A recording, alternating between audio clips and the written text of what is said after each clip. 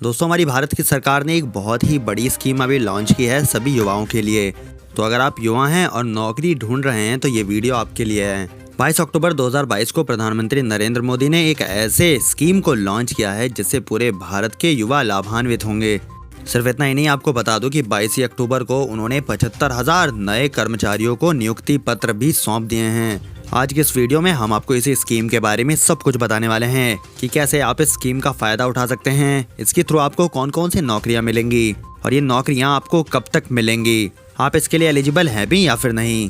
तो चलिए ज़्यादा समय बर्बाद ना करते हुए वीडियो को शुरू करते हैं। तो दोस्तों, आपको बता दें कि ये स्कीम देश के उन युवाओं के लिए लाया गया है जो कि बेरोजगार हैं और जिनके पास काम नहीं है। इस स्कीम के माध्यम से देश भर के 38 विभागों और मंत्रालयों में नवयुवकों को नौकरी दी जाएगी और इस अभियान की मदद से 18 महीनों में सारे के सारे रिक्त पदों को सरकार द्वारा भरने की कोशिश की जाएगी। चलिए आपको पहले कुछ ऐसे लाभ बताते हैं जो कि आपको रोजगार मेला से मिलने वाला है। तो सबसे पहले रोजगार मेला का आयोजन बेरोजगार युवाओं को रोजगार उपलब्ध कराने के लिए किया गया है।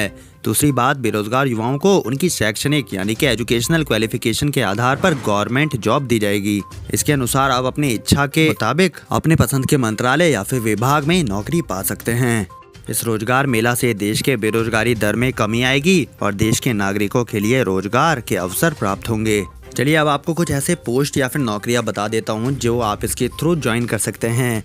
तो सबसे पहले आते हैं CAFO यानी कि central armed force officer, police constables, sub inspectors, stenographers, lower division clerks, personal assistant of higher officials, multitasking staffs, income tax inspectors, UPSC, SSC और RBC। इसके अलावा भी आप बहुत सारे अलग अलग तरह के विभागों में नौकरी कर सकते हैं। लेकिन अब आप इसको ज्वाइन कैसे करेंगे? तो आपको इसके लिए सबसे पहले रिटन एग्जाम निकालना होगा। जब आप रिटन एग्जाम निकाल लेते हैं तो उसके बाद आपका एक इंटरव्यू टेस्ट होगा। ये रिटन एग्जाम और इंटरव्यू टेस्ट नेशनल लेवल पर होगा। अब बात एक बार एलिजिबिलिटी की कर लेते हैं कि आपको इसके लिए अपीयर होने के लिए क्या क्या रिक्वायरमेंट्स हैं।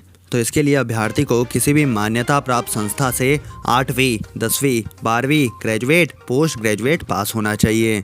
चलिए अब एक बार देख लेते हैं कि डॉक्यूमेंट्स आपको क्या क्या चाहिए होंगे। तो इसका फॉर्म भरने के लिए आपके पास शैक्षणिक योग्यता प्रमाण पत्र यानी कि एजुकेशनल सर्टिफिकेट होना चाहिए। इसके अलावा पहचान पत्र यानी कि आई कार्ड यानी आइडेंटिटी कार्ड होना चाहिए। जाति प्रमाण पत्र यानी कि आपके पास कास्ट सर्टिफिकेट भी होना चाहिए। इसके अलावा निवास प्रमाण पत्र यानी कि रेजिडेंशियल सर्टिफिकेट भी आपके पास होना चाहिए।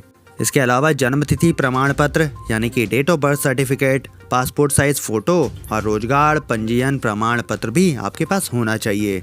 अगर आप जनरल कैटेगरी से बिलोंग करते हैं तो आपके लिए जाति प्रमाण पत्र देने की कोई भी आवश्यकता नहीं होगी। तो अब सवाल आता है कि भाई इसका रजिस्ट्रेशन प्रोसेस क्या है और कैसे हम इसको रजिस्टर कर सकते हैं।